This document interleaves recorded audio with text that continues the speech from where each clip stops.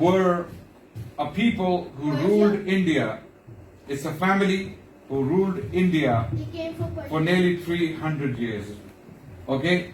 And the first Mughal emperor came from Central Asia. His name was Babur. Okay?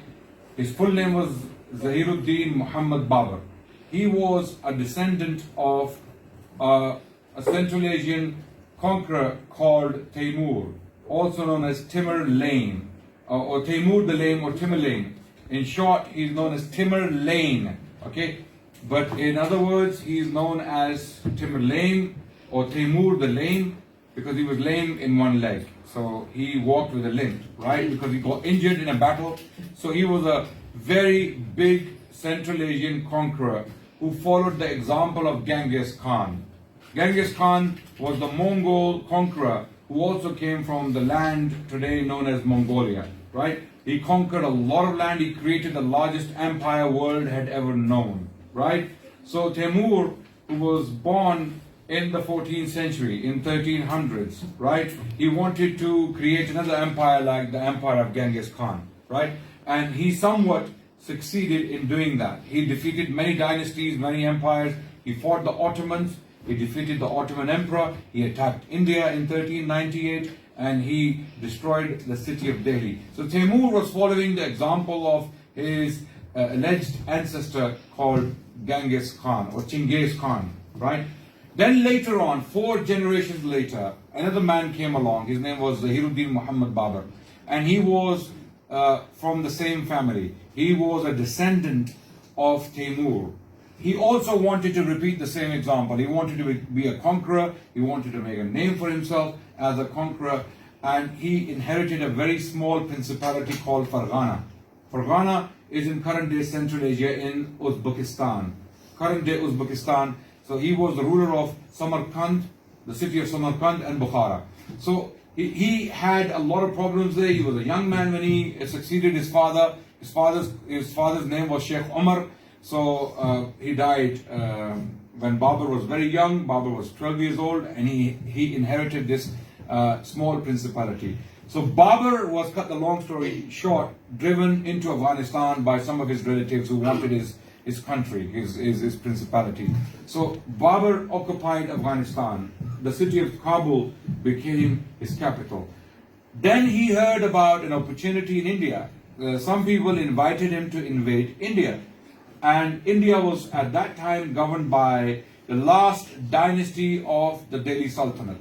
The Delhi Sultanate period lasted nearly 300 years as well, from the year 1200 up to 1527. That's nearly 327 years, right? The Delhi Sultanate period consisted of many different dynasties. For example, first the slave dynasty. There was before Lodi. There were slave kings like Iltutmish.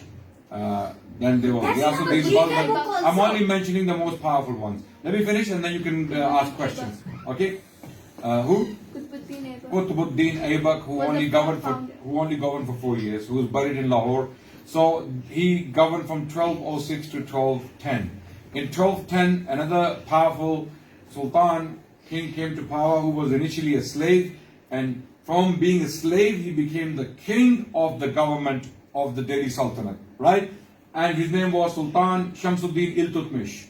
He governed from 1210 to 1236 when he died, right? Later on he was succeeded by his daughter called Radia Sultana. She was a very powerful ruler. She was the first Muslim female ruler of India. Okay? And she used to dress up as a boy. Not as a boy, as a man. Yeah, okay? as a man. As a man, and she would fight battles. She led battles, and she governed for 4 years. Later on, many more powerful sultans came who governed, like Balban, Sultan Ghiyasuddin Balban. Then we had the Khilji dynasty, so Sultan Alauddin Khilji. Then we had the Tughlaqs, for example, Ghiyasuddin Muhammad Tughlaq and his son Muhammad bin Tughlaq, and then Firoz Tughlaq. And then came other dynasties later on, the Sayyids and the Lodis. The Lodis were the last dynasty of the Delhi Sultanate. Is that clear? That dynasty was removed by the first Mughal conqueror. And who was that? Babur.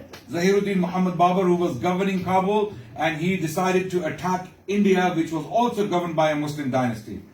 So Babur was Muslims invited. attacked. That's right. The Lodi dynasty was dismantled by Babur. Babur came and took power. So the Lodis had become very weak. They lost their influence in the Punjab region, in the Bengal region. So they had become very weak, and some people invited Babur to come and remove them from power and take power from them. So Babur went, and cut the long story short, the first battle of Panipat, which took place in 1526 near the city of Delhi, current day Delhi, and Babur defeated the Lodi army, which was far more bigger in size and number than Babur's army. Babur had some special tactics with him. He had the cannons, he had special kinds of bows and arrows. So those things helped Babur overcome his enemies on the other side. So Babur, cut the long story short, took power. So the Mughals, or the Mughal Empire, was initiated, founded by this man called Zahiruddin Muhammad Babur, who only governed for 4 years. Right? He didn't have much time to do development and do architecture and do all those things. Right? He is known for one of his memoirs, his own personal diary, which he himself wrote or got it written by one of his scribes. We'll come back to questions afterwards. Note your question. Okay? One of his scribes, and his work is called Baburnama. It's called Baburnama. It is a memoir. It is a diary of Babur, where he describes his ordeal as a young man, as a conqueror, and when he conquered India, some part of it. So it is a very interesting document. I recommend all of you to read it. All of you must read it. It's a very good piece of literature. It has been translated into the English language. You can find it at Said Book Bank. Okay, it's there. Baburnama, right? Then move on. Babur died in 1526. He got ill. He was very young. He was not yet 50, and he died very young. His son Humayun came to power, who governed for nearly 10 years, and then he was ousted by one of his generals. That general was an Afghan man called Sher Khan, okay, also known as Sher Shah. Sher Shah Suri. He's very famously known as Sher Shah Suri. His real name was Farid Khan, but he was also known as Sher Khan, right? Not the Sher Khan of Jungle Book, right? I'm not talking about that Sher Khan, but his character was very much like that, right? He was a very strong leader. He removed Humayun from power because Humayun, to him, was a weak ruler who was not doing the state work properly. Humayun was an opium addict, unfortunately. So Sher Khan, he removed him from power. So then came the Suri dynasty for almost 16 years. The Suris governed for almost 16 years. Who were the Suri rulers? These were Afghans who came to power, and it was Sher Shah Suri, the same man who made the GT road, the Grand Trunk Road. You know what road this is? Yes. Where does it start? That road. Rawalpindi. Where exactly does that road start today? Faisal Mosque. Have you seen Faisal Masjid? You see the road that starts from Faisal Mosque? It goes all the way to Karachi. That very road which starts from Faisal Mosque, from the Margala Hills, from the very court of Faisal Mosque, that road goes and joins GT Road from Rawalpindi, and then that road leads to Punjab, central Punjab, southern Punjab, into Sindh, and then all the way up to Karachi to the sea, right? This road in its initial stages was actually built by Sher Shah, or the Lion King, in other words, right? He only governed for 5 years, right? And then he was killed in a battle in 1545. The year was 1545. Then his son Islam Shah came to power, who also governed for some years, and then Adil Shah and some other rulers came to power. But they lost their power because Humayun saw an opportunity to come back and take power back from them, because they started to fight each other. Okay, the Suris, the brothers and the cousins, they started to fight each other. After Sher Shah, the founder of the dynasty, died, his sons fought each other and they were weakened by that, and Humayun took his opportunity and he came back and he took back power from them in 1555, Humayun came back to power, and he only governed for a few months when he fell from the stairs of his library. He fell and he died. Okay? Akbar, his son, was 13 at the time. Yes. Jalaluddin, his name was Jalaluddin Muhammad Akbar. He was 13 at the time, and he was given this huge responsibility to govern an empire carved by his grandfather Babur, his father partially Humayun, because he had a partial role in carving the empire, and then the Suris, whatever the Suris left behind, Akbar inherited all of that. And he was a 13-year-old young man. He was not educated, he didn't go to school, he did not receive any formal education. So that was a detriment to his judgment. He was an astute ruler, there's no doubt he was a very successful ruler, but because he could not educate himself or could not be educated, because when he was a young man or a child, he was on the run with his father. He was born when his father was on the run from the Suris. So Akbar, he had a very chaotic childhood. He couldn't have a stable life. At times he was even kept hostage. So he could not educate himself. And that caused a major problem later on. Okay, this is why it's so important to be educated. Akbar became very powerful. As a young man, first he was led by his generals, and then when he became an adult, he removed his generals from power and he took power into his own hand. And then he was a very religious person in the beginning, but later on, because he was uneducated, he didn't know how to read and write. He couldn't read books himself. He always got books read to him, right, in his court. Books are being read to him. He couldn't read them himself. So a lot of the times he got confused about religion, about Islam. Initially he was very religious. Later on, he got confused about Islam because he could not read and write, so he had to hear from other people, right? So sometimes he received good information, sometimes he received bad information. Sometimes the scholars he was talking to were good scholars, other times they were not so good. So he got confused about the religion of Islam. And then he started to initiate his own religion called Deen-e-Ilahi, right? That caused a huge problem, right? Many scholars of Islam, they went against him. They didn't want to support his ventures or support him for that matter. Do you want me to start that again? Has that stopped? No, the stories has finished. Oh, stories has finished. Don't worry about it. Okay. So I think you would have started itself, but don't worry about it. Okay. So Akbar was someone who caused a major problem by initiating his own religion, right? It was called Deen-e-Ilahi. It was a mixture of different faiths, different religions, right?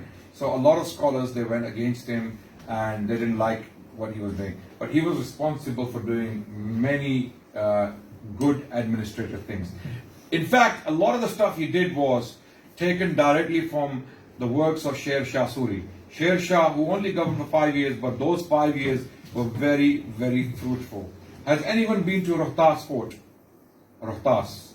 There's a huge fortress near Jhelum, near the city of Jhelum. It's on the GT road. It's about 1 hour 30 minutes drive from Islamabad. You should go with your family, tell your parents to take you to Rohtas Fort. It's not very far. That fortress was built by Sher Shah, okay, in 1540s. It was started in 1540s. It is a huge, gigantic structure. It will blow your minds away, okay. It is so amazing. It is one of the most amazing monuments in the Indian subcontinent. So you must go and visit this particular monument, right? So Akbar took a lot of these reforms that were put in place by Sher Shah and he adopted them and developed them further. So he was an effective ruler, no doubt about that. But he started to interfere in religion and he wasn't able to do that. He didn't have the ability to do that because he didn't have the credentials to do that because he was not himself educated. So he caused a lot of problems. A lot of the times Akbar is presented as an enlightened thinker. People think that he was a very, very tolerant man. He was the beacon of tolerance in the Indian subcontinent. He was he wanted to unite the Hindus and the Muslims, and that's why he is not considered to be a very religious man. But that's not the case. That's not actually, historically, that's not true. Historically, Akbar had left Islam he started to do his own religion, right? Because he was not very educated, unfortunately, and he started to execute Muslim scholars at times, right? And as a king, he was as bad or as good as any other Mughal king. As a king, he had to do all those brutal things kings had to do in those times, right? So when you study a king, when you study a historic personality, you must study that person within his own times, his own context, his own milieu, what he was required to do. Someone living today with all our norms wouldn't be able to govern in those times. Those times are very difficult times. Kings had to be harsh. Kings had to be strong, or they had to be seen to be strong. Okay? If kings were too merciful to their opponents or to their rebels, they were seen as weak. Yes, I know. Yes, I know. Okay? So, Akbar, for that reason, caused major problems. And he did a lot of violence to a lot of people. He conquered lands, right? So when he is portrayed as a beacon of tolerance and justice and harmony, that particular portrayal and depiction is very, very problematic. It is actually inaccurate historically. Okay, he was no different to any other Mughal kings in that sense. Then came to power his son. Akbar died in 1605, having governed India for nearly 50 years, and he created a large empire. His son Jahangir came to power in 1605, and Jahangir was also not a very strong king. Unfortunately, he found it very difficult to manage the huge kingdom of his father. He was seen to be a weakling, but his son Shah Jahan, whose coins we will see today, was much stronger a king than his father. Okay, so Jahangir was influenced by his courtiers, sometimes even the ladies of the harem, the ladies of his household. They took charge and they took control, and Jahangir was often found drunk. Okay, and he was found in addiction of opium. So a lot of these opium is like an intoxicant. It's like a drug. Okay, people used to use at that time. His son Shah Jahan was a lot more religious than his father. He took his responsibilities a lot more seriously.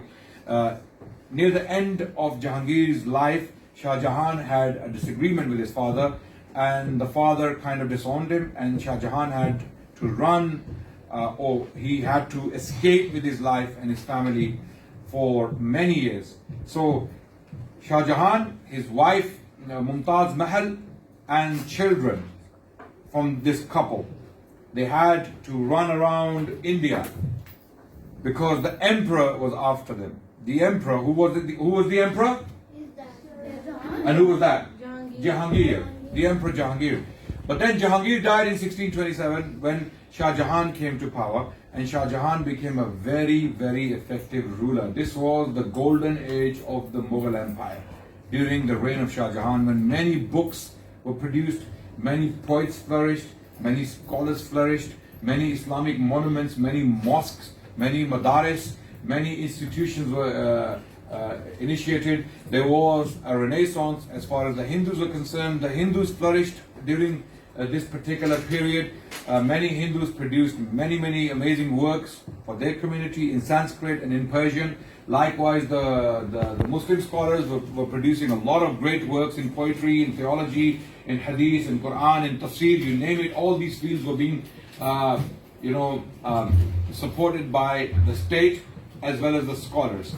So Shah Jahan governed for nearly 30 years, and in 1658 he was removed from power by his son Aurangzeb. Now we come to that man who is very controversial. So today we will only talk about the most powerful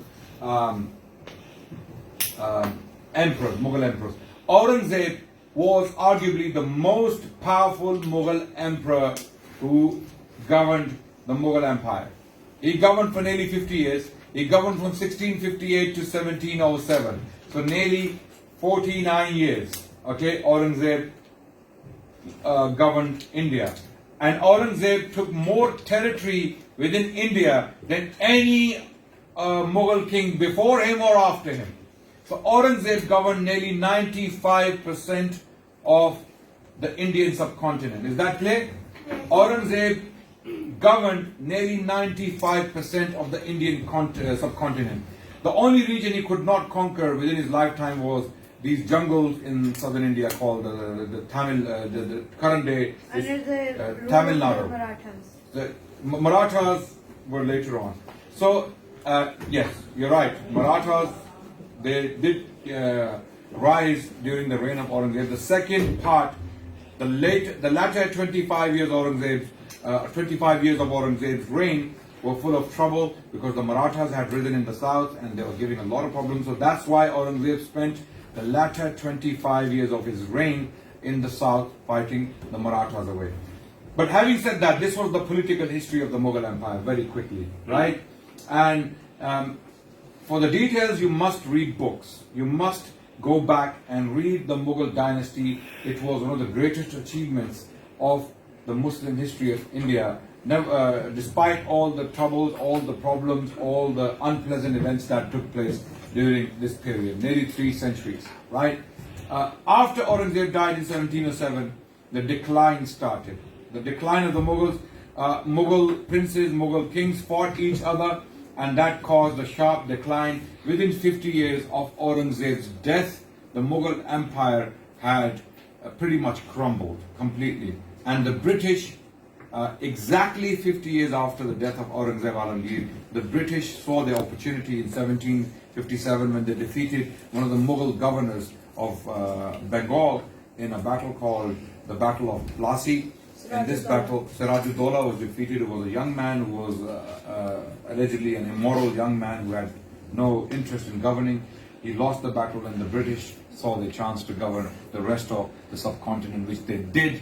It took them a century to control all of the subcontinent. By 1857, the British had completely occupied the Indian subcontinent, right? So the decline of the Mughals happened for a number of reasons. Primarily, it was because the Mughal emperors became very lazy, very much involved in useless pastimes such as listening to music, gambling, okay, smoking, okay, drinking, watching dance, dancing girls and all that, and this kind of stuff. So the Mughals had become completely immoral later on, right? They had left their values upheld by people like Aurangzeb Alamgir. Aurangzeb Alamgir is important for a number of reasons. The reason why he's maligned in India today by the current Indian government is because he was very Islamic. The current Indian government, who is the Prime Minister of India today? Modi. Modi is known to be a very controversial figure. He is known for his hatred against Islam and Muslims. Okay, he has committed crimes against Muslims allegedly, right? So he rules a government, or he governs with an agenda that the Muslim history has to be painted in bad light. It has to be shown in bad light to push people away from Islam, so that people forget about Mughal achievements and achievements before the Mughals, right? So for that reason, we the Muslims of the subcontinent, we really have to study our history so that we can teach it to our children and to the future generations, so that they can realize how great this period was. How the Mughals made India the richest country in the world. Did you know that? During the reign of Aurangzeb Alamgir, India was the most powerful country in the world. Remember that. Okay? 25% of global wealth. 25% of global wealth. In other words, 25% of the world's gold and silver and money was in India during the reign, 50 years reign of Aurangzeb Alamgir. So how can these people claim that the Mughals were bad for India?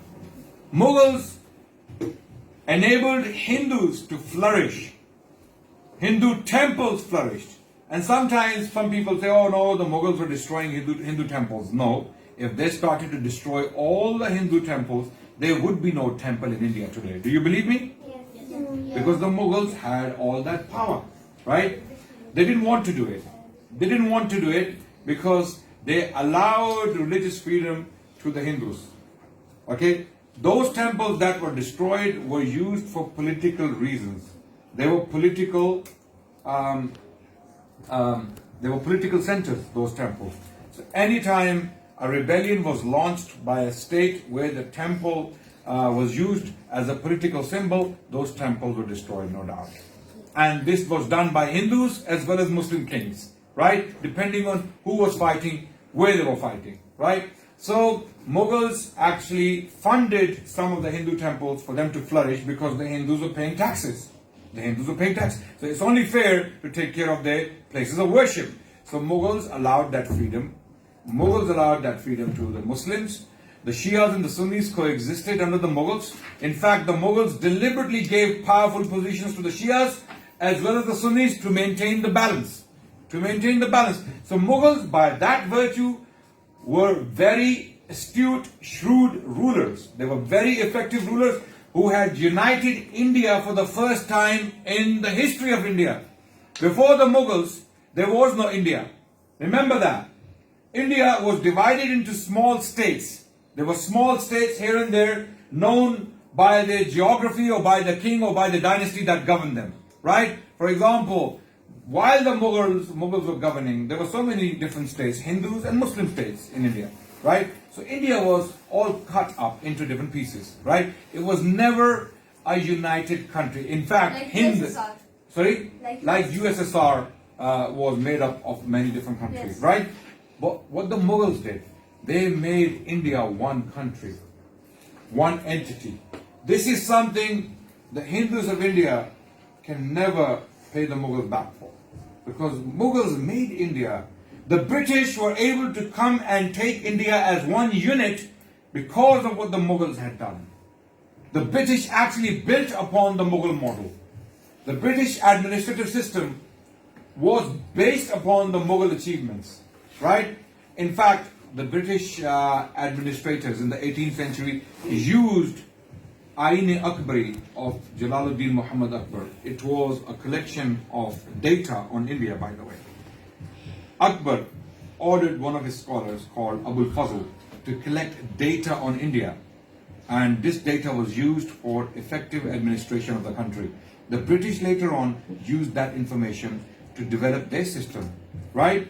So the Mughals were very powerful. They did great things for India. They built great monuments. And when today people talk about India, which one particular monument comes to mind? Taj Mahal.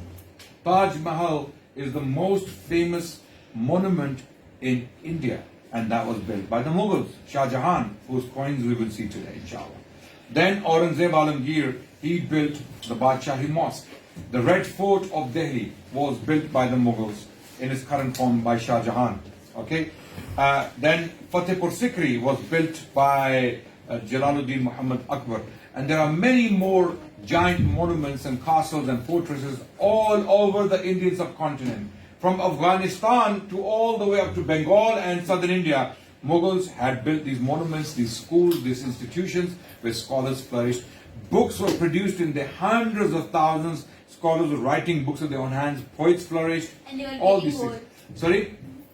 Was there gold?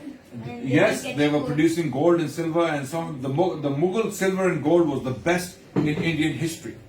Okay, so this was a very short introduction to the Mughal Empire. The adhans are going off, so we'll do a short Q&A. Look at the coins and we'll go and pray, inshallah. Okay, so this was a short introduction. This was not the detail. For the details, I invite you all to go and study the history of the Mughals. Study the history of your region so that you can defend all the virtues, all the great things those people did, and so that you can actually highlight the mistakes they made and tell people not to repeat them. Okay? So remember this. Remember this. You must study your own history, starting from your own region and then going back to the history of Islam all the way up to the Prophet sallallahu alaihi wasallam. Is that clear? Yes. Yes. Thank you so much for listening. Alhamdulillah Rabbil Alameen. Okay, any questions? Very quickly. Yes. Yes, your question. Quickly. Why is there Sudan and Why is there Sudan and South Sudan? It's countries. Sudan was one country. But this is not related to our topic, by the way. This question here, but so that was one country which was split later on, very recently. They had elections, and South Sudan split from mainland Sudan, so that they became two countries. Yes. What does Mughal mean? Mughal. That's a very good question. Mughal is a Persianized word for Mongol. Okay. Actually, Mughals never called themselves Mughals. They called themselves Taimuris. Okay, or Taimuris. Right? They, the Mughals, when they refer to themselves self-referentially, they call themselves the Taimurids. Right? But the term Mughal was later on applied to them by the British. Okay, it is a Persianized corruption of the word Mongol. So the word Mughal actually means Mongol, but they were not Mongols. The Mughals were Taimurids. They were not Mongols. Yes. What does Mongol mean? Mongol means people from the Mongol region, Mongolia. You know, Mongolia is a country. So Yes. people who come from that region were called Mongols, right? Yeah. Yes. That.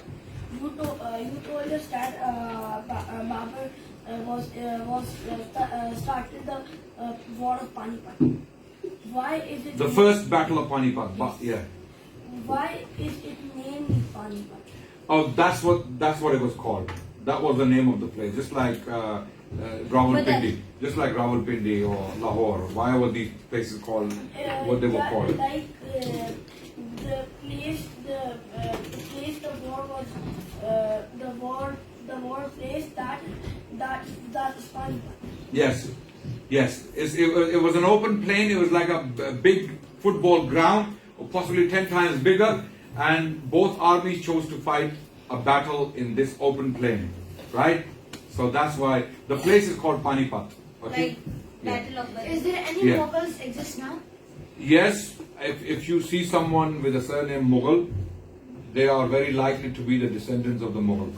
And if you know anyone called Mirza, you know, if the first name is Mirza something, Mirza Faisal, Mirza Haider, sorry? Mirza Muhammad. Mirza Muhammad. Mirza is usually used for the Mughals. Okay, right? So there are descendants of Mughals, but those classical Mughals are all gone. Sir, Yes. Yes. I have two. Yeah. After some years, did Akbar learn to read and write before he died? Sorry?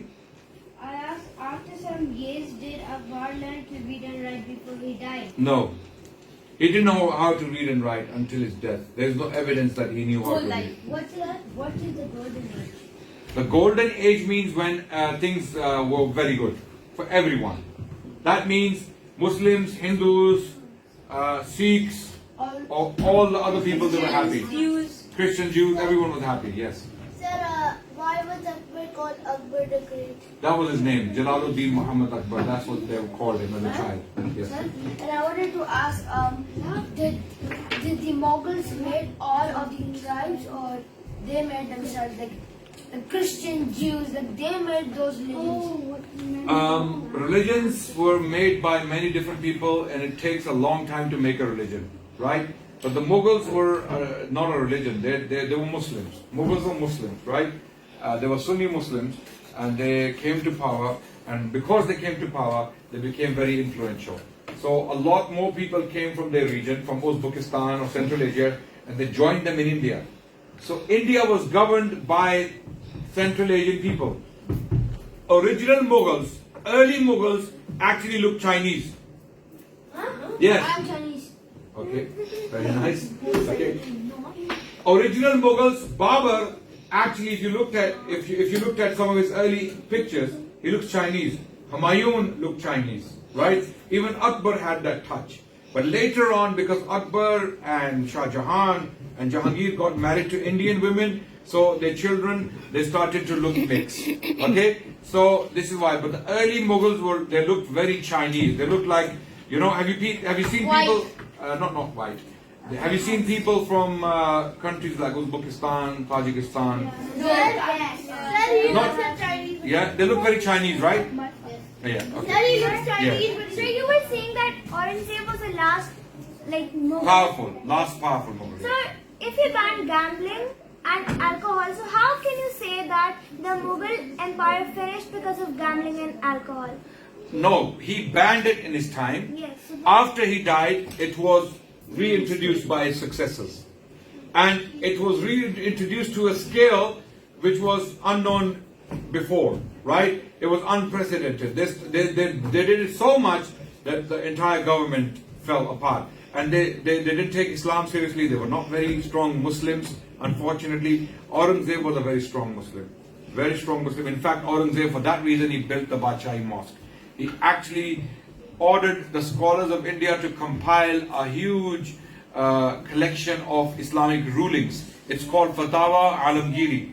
Okay? Fatawa means a collection of jurisprudence. Alamgiri by his name. Fatawa Alamgiri. Okay? So it's a huge collection of Islamic rulings, particularly on the Hanafi fiqh, which is there. Aurangzeb actually sanctioned it. So Aurangzeb was a very religious king. He was a poet as well. He was also a poet. There is a lot of poetry attributed to him in Persian language.